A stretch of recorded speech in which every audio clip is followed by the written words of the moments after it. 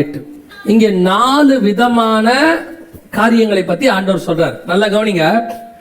அடுத்த 5 வருஷத்துக்குள்ள 2030க்குள்ள, திருப்பியும் சொல்றேன், நான் ப்ராபசி சொல்லல, நடக்கிற சம்பவங்களுடைய கணக்குகளை வைத்து நான் சொல்றேன். இப்ப நடந்த 3.5 வருஷம் இது நடந்துச்சு இல்லையா?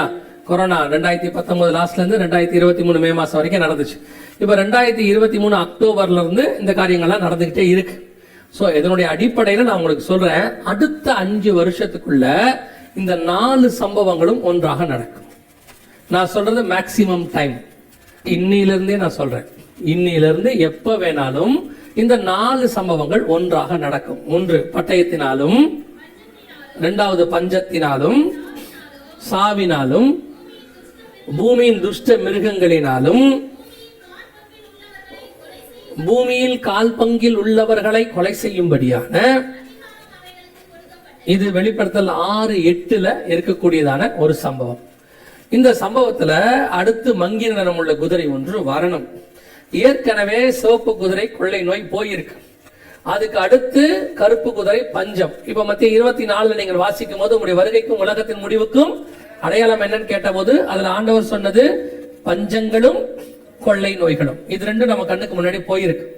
இன்னும் அதுல கொஞ்சம் மிச்ச மீதி இருக்கு. என்ன இருக்குன்னு கேட்டீங்கன்னா, யுத்தங்களையும் யுத்தங்களின் செய்திகளையும், ஜனத்துக்கு விரோதமாய், ராஜ்யத்துக்கு விரோதமாய், அடுத்து பூமி எதிர்ச்சி, இதெல்லாம் அதுல இருக்கு, மிச்சம் இருக்கு. இந்த 2 முக்கியமான காரியம் தான் நடந்திருக்குது, சிவப்பும் கருப்பும். இன்னும் மங்கின நிறமுள்ள குதிரையில அடுத்த 4 இருக்குது. ஜனத்துக்கு விரோதமாய் ஜனம், ராஜ்யத்துக்கு விரோதமாய் ராஜ்யம், பஞ்சங்கள், அடுத்து பட்டயம், கொள்ளை நோய், இதெல்லாம் இருக்கு. இந்த 4ம் அடுத்து நடக்கக்கூடியதான அடுத்த 5 வருஷத்துக்குள்ளாக, நான் சொல்றது மேக்சிமம் இயர்ஸ். திருப்பியும் சொல்றேன், ப்ராபசி இல்ல, எந்த கணிப்பும் இல்ல. உட்கார்ந்துகிட்டு யோசிக்காதீங்க, பிரதர் 5 வருஷம் ஏதாவது ஒரு கால்குலேஷன் இருக்குமோ, ஆண்டவர் 5 வருஷம் கழிச்சு தான் வருவாரோ. இப்ப அதனால நான் 5 வருஷம் சொல்றது ஒரு அப்ராக்சிமேட் கணக்கே ஒழிய வருகைக்கான கணக்கு இல்ல. இந்த சம்பவங்களுக்கான கணக்கு. வருகை எப்ப வேணாலும் வரும். வருகை என்ன செய்யும்? எப்ப வேணாலும் வரும். அவர் வரப்போகிற நாள் சமீபம், ரொம்ப சமீபம். அதுவும் இந்த குதிரை காரியங்கள்லாம் நடக்க ஆரம்பிச்ச பிறகு வெரி சூன். அப்படி இருக்கும்போது அடுத்து நம்ம எக்ஸ்பெக்ட் பண்ணக்கூடிய மிக முக்கியமான 4 சம்பவங்கள். ஒன்று பட்டயத்தினாலும். இந்த பட்டயம் என்பது எதை குறிக்கிறது அப்படின்னு கேட்டீங்கன்னா, குதிரையின் மேல் ஏறி இருந்து ஒருத்தன் தூதன் பட்டயம் பிடிச்சிருந்தாதான் அதுக்கு பேர் கொள்ளை நோய். நார்மலா பட்டயம் என்பது எதை குறிக்கிறது? யுத்தத்தை குறிக்கிறது. இயேசு சொல்றாருல மத்திய 24 யுத்தங்களையும் யுத்தங்களின் செய்திகளையும் கேள்விப்படுவீர்கள் அப்படின்னு சொன்னார்ல, அந்த யுத்தம் தான். எசேக்கியேல் 38ஆம் அதிகாரம் 8வது வசனம் ஒருத்தர் வாசிங்க. வந்தவர்களின் தேசத்தின் கடைசி வருஷங்களிலே நீ வருவாய். கடைசி வருஷங்களிலே நீ வருவாய். அதான் ரொம்ப முக்கியம். எப்போ வருவாய்? கடைசி வருஷங்களிலே வருவாய். எங்க வருவாய்? வாசிங்க, அப்படியே தொடர்ந்து வாசிங்க. இஸ்ரவேலின் மலைகளுக்கு விரோதமாய் வருவாய். அப்ப இந்த பட்டயம் யுத்தம் ஒன்று வரும், கடைசி காலத்தில் வரும். 16வது வசனம் வாசி. இதுதான் அந்த பட்டயம் கடைசி நாட்களில் சம்பவிக்கும். எங்க சம்பவிக்கும்? இஸ்ரவேலின் மலைகளுக்கு விரோதமாய் வருவாய். 39ஆம் அதிகாரம் 2ஆம் வசனம் வாசி. எங்கிருந்து? வடபுறங்களிலிருந்து எழும்பவும் இஸ்ரவேலின், அப்ப வசனம் ஒரு தடவைக்கு 2 தடவை இருக்கு. இஸ்ரவேல் மலைக்கு விரோதமா சண்டை ஆரம்பிக்கும். இந்த சண்டை தான் 2023 அக்டோபர் மாசம் 7ஆம் தேதி ஆரம்பிச்சிச்சு. நல்லா கவனிங்க. இந்த சண்டை 2023 அக்டோபர் 7 ஆரம்பிச்சிச்சு. அந்த சண்டைக்கு பேர் தான் அலெக்சா. இது இருக்கு பாருங்க. இதான் இஸ்ரவேலின் வடபுறத்திலிருந்து எழுப்பினது. இது அந்த சண்டைக்கானது 2023 அக்டோபர் மாசம் 7ஆம் தேதி. எதுக்காக ஆரம்பிச்சதுன்னு கேட்டீங்கன்னா, இந்த மலைக்காக ஆரம்பிச்சிச்சு. இந்த மலைக்காக ஆரம்பிச்சிச்சு. இந்த மலை எங்களுக்கு வேணும்னு சொன்னாங்க. இந்த சண்டை தான் இந்த 2026ல மிகப்பெரிய சண்டையாய் மாற நிறைய வாய்ப்பு இருக்கிறது. எப்படி சொல்றீங்க அப்படின்னு கேட்டீங்கன்னு சொன்னா, இப்போ இஸ்ரவேல் கிட்ட இருந்து 2 முக்கியமான காரியத்தை கேட்கறாங்க ஐநா சபையில இருந்து. ஒன்னு இந்த இடத்தை கேட்கறாங்க, இன்னொன்னு கோலன் ஹைட்ஸ் இன்னொரு மலை இருக்கு. 2 மலையை கேட்கறாங்க. இஸ்ரேல் அதை தரமாட்டேன்னு சொல்லிட்டான், அவன் தர போறதும் இல்ல. சோ இப்ப அவங்கிட்ட இருந்து அதை கட்டாயமா வாங்குகிற முயற்சி ஒண்ணு நடக்கும், அல்லது இஸ்ரவேலுக்குள்ள ஒரு யுத்தம் ஒன்று ஆரம்பிக்கும். இந்த யுத்தம் தான் மிக முக்கியமான ஒரு யுத்தம். நல்லா கவனிச்சு கொள்ளுங்க. இதுதான் 2026ல இருந்து எப்ப வேணாலும் தொடங்கக்கூடியதான யுத்தம். சோ இந்த யுத்தம் தான் அடுத்த சில வருஷங்களில் நடக்கும். இதுதான் அந்த வேதத்தை சொல்லக்கூடிய பட்டயம். எசேக்கியேல் 38:39 கர்த்தர் சொன்ன துல்லியமான தீர்க்க தரிசனம் நிறைவேற தொடங்கிடுச்சு. we are on the way. இது தொடங்கி உங்க கணக்கு நீங்க பாத்துக்கோங்களேன். 2023 அக்டோபர்னு வச்சுக்கோங்களேன். 2023 அக்டோபர், 24 அக்டோபர், 25 அக்டோபர், 3 வருஷத்துக்கு மேல ஆகுது. ஆண்டவர் சொல்லி அந்த யுத்தம் ஆரம்பிக்குது. முதலாம் உலக யுத்தம் 4 வருஷம், இரண்டாம் உலக யுத்தம் 8 வருஷம், இப்ப இது 3வது வருஷத்துக்குள்ள போய்கொண்டே இருக்கிறது. சோ இது உச்சத்த நியூக்ளியர் வாராக மாறும். எசேக்கியேல் 38லயும் அது சொல்லப்பட்டிருக்கிறது. இதுதான் பட்டயத்தினால் வரக்கூடியதான ஃபர்ஸ்ட். இந்த யுத்தமானது அடுத்த சில வருஷங்கள் நடக்கும் பொழுது, இதைத்தான் ஆரம்பத்தில் நான் உங்களுக்கு சொன்னேன். ஆல்பர்ட் ஐன்ஸ்டீன் சொன்னதாக இருக்கட்டும், யார் சொன்னதாக இருக்கட்டும், மிக மோசமான யுத்தம் நம்முடைய தலைமுறையில், நம்ம ஜெனரேஷன்ல நாம் பார்க்க போகிறோம். இதுல என்ன பெரிய விஷயம் கேட்டீங்கன்னா, இன்னும் இந்த யுத்தத்துக்கு உலகத்தில் உள்ள எந்த மக்களும் ப்ரிப்பேர் ஆகல. ப்ரிப்பேர் ஆகலன்னா என்னங்க, யுத்தத்துக்கு எப்படி ப்ரிப்பேர் ஆகிறது அப்படின்னு கேட்டா, இந்த நியூக்ளியர் வார இதுவரைக்கும் அதோட ரிசல்ட் எப்படி இருக்கும்னு யாருக்குமே தெரியாது. ஏன்னா அப்படி ஒரு யுத்தம் என்ன செய்யல, வரவே இல்லை. முதல் யுத்தத்துல தான் ஃபர்ஸ்ட் ஃபிளைட் யூஸ் பண்றாங்க. அது வரைக்கும் அந்த யுத்தத்தை ஃபிளைட்டை ஜனங்க பார்த்ததுல யுத்தத்துல. சோ ஜனங்க பிரமிச்சிட்டாங்க, ஸ்தம்பிச்சிட்டாங்க, என்ன பண்றதுன்னு தெரியாம. இரண்டாம் உலக யுத்தத்துல தான் அணுகுண்டு யூஸ் பண்ணப்படுது, ஹிரோஷிமா நாகசாக்கில. அது வரைக்கும் அப்படி ஒரு அணுகுண்டை யாருமே என்ன செய்யல, பார்க்கல. அதோட யுத்தமே ஸ்டாப் ஆயிடுச்சு 1943. இப்போ வர்றது அதை விட 20,000 மடங்கு சக்தி வாய்ந்த குண்டுகளும் மோசமான காரியங்களும் நடக்க போதும். அதனால உலக மக்களுக்கு இது எப்படி இருக்கும், இதோட முடிவு எப்படி இருக்கும், அதனால ஏற்படக்கூடிய விளைவு என்ன, காத்துல போய் அந்த நியூக்ளியர் துகள்கள் கலந்தா என்ன ஆகும், சுவாசிக்கிறவங்களுக்கு என்ன ஆகும், யாருக்குமே தெரியாது. இதான் ஃபர்ஸ்ட் டைம் வேர்ல்டு பார்க்க போகுது. ஆனா ஆண்டவர் உங்களுக்கு எனக்கு கொடுக்கிற வார்த்தை என்னன்னா, மத்தேயு 24:6 சொல்றாரு, யுத்தங்களையும் யுத்தங்களின் செய்திகளையும் கேள்விப்படுவீர்கள், கலங்காதபடி எச்சரிக்கையாயிருங்க. இதான் நீங்கள் நானும் செய்ய வேண்டிய ஃபர்ஸ்ட் பாயிண்ட். கலங்காதபடி எச்சரிக்கையாருங்கள். இப்ப இவ்வளவு விஷயத்த சொல்லிட்டீங்க, எப்படி கலங்காம இருக்கிறது அப்படின்னா, இதே தான் கொரோனாவுக்கும் சொல்றோம். கொரோனா வந்த போது அவர் யூஸ் பண்ண மெயின் டூல், ஜனங்களை யூஸ் பண்ண மெயின் டூல் என்னன்னா பயம். ஜனங்களை என்ன பண்ணாங்க, பயமுறுத்தினாங்க. நம்ம எல்லாரும் அறிந்திருக்கிறபடி பயம் ஒரு பாவம். 21ஆம் அதிகாரம் வெளிப்படுத்தின விசேஷத்துல இருக்குது. நரகத்துக்கு போறவங்க லிஸ்ட்ல ஃபர்ஸ்ட் யார் இருக்கிறா, பயம். மனுஷனுக்குள்ள வந்த முதல் செட் ஆஃப் பாவம் ஏதேனுக்குள்ள, அது எது ஃபர்ஸ்ட் வந்துச்சுன்னா, தேவரீர் தோட்டத்தில் உலாவுகிற சத்தத்தை கேட்டு பயந்து விருட்சங்களுக்குள்ளே ஒளிந்து கொண்டேன்.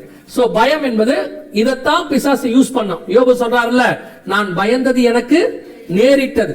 அதுதான் அவங்க யூஸ் பண்ண ஃபர்ஸ்ட் ஆயுதம் கொரோனால. உங்களுக்கு தெரியுமா, கொரோனால பாதிக்கப்பட்டு இறந்தது நிறைய, பயந்து செத்ததும் நிறைய. ஸ்ட்ரெஸ், டிப்ரெஷன், ஓசிடி வந்துருமா நிறைய. உங்களுக்கு தெரியும், ரொம்ப பயந்தா மூச்சு வாங்கணும்ல. கொரோனாவுடைய பிரச்சனையே ரெஸ்பிரேட்டரி ப்ராப்ளம் தானே. நிறைய பேர் கூட அந்த பயமே மரணத்தை கொண்டு வந்துச்சு. ஆண்டவர் திருப்பி சொல்றாரு, உன் பக்கத்தில் 1000 பேர் விழுந்தாலும், உன் வலது பக்கத்தில் 10,000 பேர் விழுந்தாலும் அது உன்னை அணுகாது. எல்லாம் தெரியும், இதெல்லாம் நமக்கு தெரியாமலாம் இல்ல. வசனம் நல்லா தெரியும். வாக்குத்தத்தம் வீடு ஃபுல்லா மாட்டியிருப்போம். வீட்டு வாசல்ல நானே உன் பரிகாரியாக கர்த்தர் இயேசுவின் ரத்தம் ஜெயம்ல ஆரம்பிச்சு, டைனிங் டேபிள்ல உன் அப்பத்தையும் தண்ணீரையும் ஆசீர்வதிப்பாரக்கன்னு ஒட்டி, இவ்வளோ வசனத்தை எல்லா பக்கமும் ஒட்டி, வீடு முழுக்க வசனம், கேலண்டர்ல வசனம், எங்க வேணா எடுத்து பாருங்க, வண்டியில முன்னாடி வசனம், பின்னாடி வசனம், எல்லாம் ஒட்டி இருக்கு. எந்த வசனமாவது உள்ள போச்சா? ஏதாவது இருக்கா? பயப்படாதேன்ற வார்த்தை உங்களுக்கு என்னைக்காவது மைண்ட்ல ஏறிச்சா? ஏறவே ஏறாது.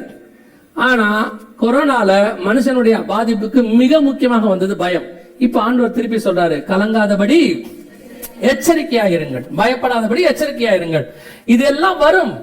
அதனாலதான் திருப்பி ஆண்டவர் எங்களுக்கு சொல்லிக் கொடுத்த ஒரு, இப்ப இந்த 2 வருஷமா அதை தான் போதிக்கிறோம். என்னன்னா, சபையில் கேட்க வேண்டிய வார்த்தை என்னன்னா விசுவாச வார்த்தை. எந்த விசுவாச வார்த்தை?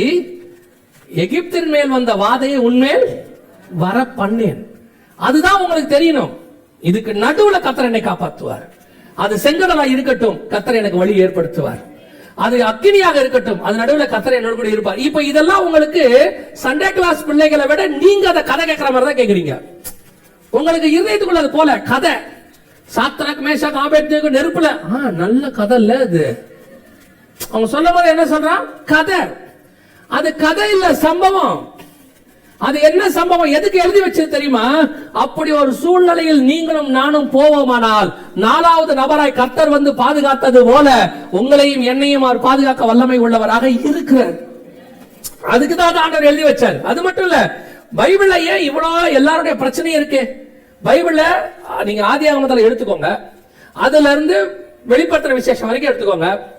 யாரையாவது பிரச்சனை இல்லாம சொகுசா இருந்து நீங்க பாத்திருக்கீங்களா? அவனுக்கு பிரச்சனையே இல்லைங்க அப்படின்னு பாத்திருக்கீங்களா? ஒரு ஆளை பாத்திருக்கீங்களா? அதுவும் நம்ம பிலிவர்ஸ்ல நான் சொல்றேன், நான் பிலிவர் விட்டுருங்க. பிலிவர்ஸ்ல பாருங்க, முதல்ல எடுத்துக்கோங்க ஆபேல். அவன் வாங்கின செத்தியா போயிட்டான், கதை முடிஞ்சு இல்லையா? அதுக்கடுத்து நோவா, நீதியை பிரசங்கித்தவனாக நோவா, அன்னைக்கு உள்ள அந்த அத்தனை பேரும் கீழ்ப்படியாமல் போன ஆவிகள்னு இருக்கு. அதுக்கப்புறம் ஆபிரகாம் சொல்லவே வேண்டாம், அவர் நிலைமை என்னன்னு உங்களுக்கே தெரியும். அடுத்து ஈசாக்கு, பஞ்ச காலத்துல ஆண்டவர் எங்கேயும் போகாது இங்கேயே இருந்துட்டாரு. அங்க மனைவியை வைத்துக் கொண்டு தன்னை கொலை செய்வன்னு பயந்து இருந்தான்னு இருக்கு. அப்புறம் ஊற்றுகளை எடுத்துக்கொண்ட அவன் பிரச்சனை. யாக்கோபு, அவனை நினைச்சா ரொம்ப வருத்தப்படுவேன். அவன் நம்மள மாதிரி வாழ்நாள் ஃபுல்லா பயம், ஓடிட்டே இருப்பான். சும்மா இருக்கிறவனே ஓட விட்டுருவாங்க.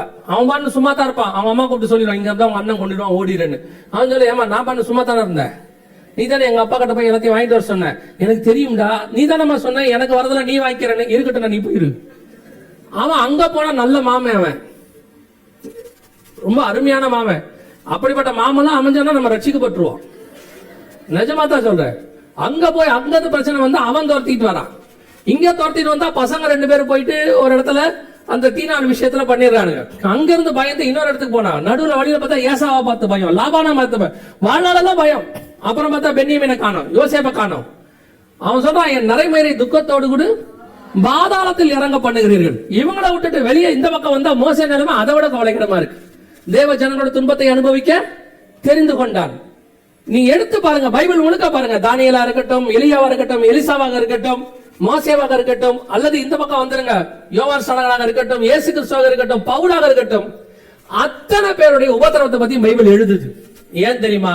இது எல்லாத்திலையும் ஆண்டவர் சொல்ற ஒரே வார்த்தை, இவைகளுக்கு நடுவில் இவர்களை பாதுகாத்த நான் உன்னையும் பாதுகாக்க வல்லமை உள்ளவராய் இருக்கிறேன். அதனாலதான் எழுதி வச்சிருக்கிறார். என்னென்ன சூழ்நிலை உங்க வாழ்க்கையில வருமோ அத்தனை சூழ்நிலைக்கான ஆளையும் பைபிள்ல இருக்கா. சிலர்லாம் சொல்லுவாங்க தெரியுமா, யாருக்குமே வராத பிரச்சனை அப்படி ஒண்ணு கிடையவே கிடையாது. ஒருத்தர் வந்து எங்கிட்ட சொன்னாரு, நான் யோபுவை போல சோதிக்கப்படுகிறேன் அப்படின்னாரு. 10 பிள்ளையும் செத்து போச்சான்னு கேட்டேன்.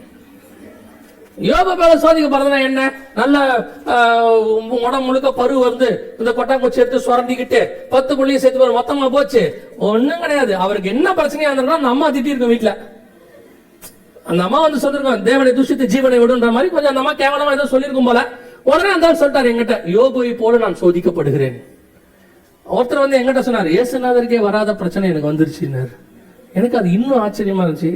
ஏன்னா பைபிள்ல சொல்லியிருக்க, அவர் தாமே நம்மை போல எல்லா விதத்திலும் சோதி. அப்படின்னா என் பிரச்சனை உனக்கு என்ன? இல்ல எங்க அம்மாவும் எங்க ஒய்ஃபும் சண்டை போட்டுக்கிறாங்க, மாமியார் மருமக பிரச்சனை. நியாயமான விஷயம், இயேசுநாதருக்கே வராத பிரச்சனை இல்ல இல்லையா? ஆமா, ஆண்டவர் தப்பிச்சது ஒண்ணுல மட்டும்தான் இல்ல.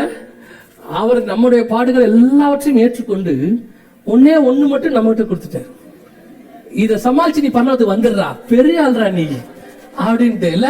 அது ஒரு பெரிய விஷயம் தான். அது இல்ல, இஸ்ரேல் பாலஸ்தீன பிரச்சனை கூட சால்வ் பண்ணிடலாம், இது ரெண்டுத்தையும் சால்வ் பண்ணவே முடியாது. பாத்திருக்கீங்களா? அது ஆண்டவர் பண்ற பெரிய ஆசீர்வாதம் என்னன்னா, நீங்க எவ்வளவு ஜெபம் பண்ணுங்க அதுல மட்டும் விடுதலையே கொடுக்க மாட்டார். உங்க எல்லா ஜெபம் நீங்க பாரு, நீங்க இதுல ஒரு பெரிய கொடுமை என்ன நடக்கும்னா, நீங்க எவனுக்கா ஜெபம் பண்ணுவீங்க அவனுக்கு சுகமாகும், இதுக்கு ஜெபம் பண்ணுவீங்க இது நடக்கவே நடக்காது. என்ன ஆண்டவரே அப்படின்னா ஆண்டவர் சொல்வாரு, பசியோ பஞ்சமோ பட்டயமோ நிர்வாணமோ நாசமோசமோ உனக்கு இருக்கா? இல்ல, மொத்தத்துக்கு இதை வச்சுக்கோம்ப. அவ்வளவுதான். மொத்தம் இல்லடா, இது ஒண்ணு தாண்டா உனக்கு. நீ இதை தாண்டி பரலோகத்துக்கு வந்துரு. அவ்வளவுதான். பாருங்க, நீங்க யோசிச்சு பாருங்க, ஒருத்தன் பரலோகத்துல ஏன் அழுவான்? பரலோகத்துல எவனா அழுவானா? வசனம் சொல்லுது, ஆட்டுக்குட்டியானதாமே அவர்கள் கண்ணீர் யாவையும். அவன் போனவனே பரலோகத்துக்கு பார்த்தோன்னா அழுகுறான். என்னத்துக்கிட்ட அழுவுற? காப்பாத்தி கொண்டாண்டீங்க ஆண்டவரே, சோத்திரம்பா, பிரைஸ்தலா, என்ன எப்படி பத்திரமா கொண்டாண்டீங்க அப்படின்னு. என்ன செய்ய? அதனாலதான் ஆண்டவர் சகோதரர்களை பார்த்தா எழுதியிருக்காரு, கவலைப்படாதீங்க, இவர்கள் மிகுந்த உபத்திரவத்திலிருந்து வந்தவர்கள். சரியா? சரி, கவனி. என்ன சொன்னாலும் இப்படிலாம் பேசித்தான் நம்மளை ஆறுதல் படுத்திக்க வேண்டியிருக்கு, வேற வழியும் இல்லை. அவங்க என்ன நினைக்கிறாங்க தெரியுமா? நீ என்ன வேணா பேசு, அது போனா திருப்பி அப்படியே தான் இருக்கும். அது ஏசுனதுக்கு அப்புறம் அது ஒண்ணு மட்டும்தான், அந்த பிரச்சனை மட்டும் தான் நேற்றும் இன்றும் என்றும் மாறாது, அது அப்படியே தான் இருக்கும் இல்லையா? சரி, கவனிங்க. அப்போ இவ்வளவுக்கு நடுவுலையும் கர்த்தர் நம்மளை காப்பாத்தி என்ன செய்யறாரு? இதெல்லாம் ஏன் எழுதி கொடுத்திருக்கிறாரு அப்படின்னு சொன்னீங்கன்னா, இத்தனை பிரச்சனைகளை உடையதான அத்தனை பேருடைய கேரக்டரை எழுதி ஒரே பைபிளா கொடுத்திருக்காரு. நீ உனக்கு என்ன பிரச்சனை இருக்கோ அதை பாரு, அந்த பிரச்சனையை நான் எப்படி காப்பாத்தினேன்னு பாரு. அப்படி காப்பாத்தினா உன்னையும் காப்பாத்த வல்லமை உள்ளவராக இருக்கிறேன். அதான் கர்த்தர் சொல்லக்கூடியதான மிக முக்கியம். அப்ப யுத்தங்களையும் செய்திகள் என்ன செய்வோம்? கேள்விப்படுவீர்கள், வரும். இது வரைக்கும் உலகம் பார்க்காத மிக மோசமான யுத்தம் வரும். ஆனால் அது உங்களையும் என்னையும் அணுகாது. பகலில் பறக்கும் அம்பிற்கும் இருள் நடமாடும். பகலில் பறக்கும் அம்புனா என்ன? ஏவுகணை விடுறத பத்தி இருக்கு. அன்னைக்கு வில்லு விட்டா இன்னைக்கு ஏவுகணை விடுறான். அவன் என்ன வேணாலும் விடட்டும், எப்படி வேணாலும் விடட்டும். ஆனால் அவைகளுக்கு நடுவில் உங்களை என்னையும் பாதுகாக்கிற ஆண்டவர் ஒருவர் இருக்கிறார். இது அடுத்து நடக்க வேண்டிய மிக முக்கியமான விஷயம்.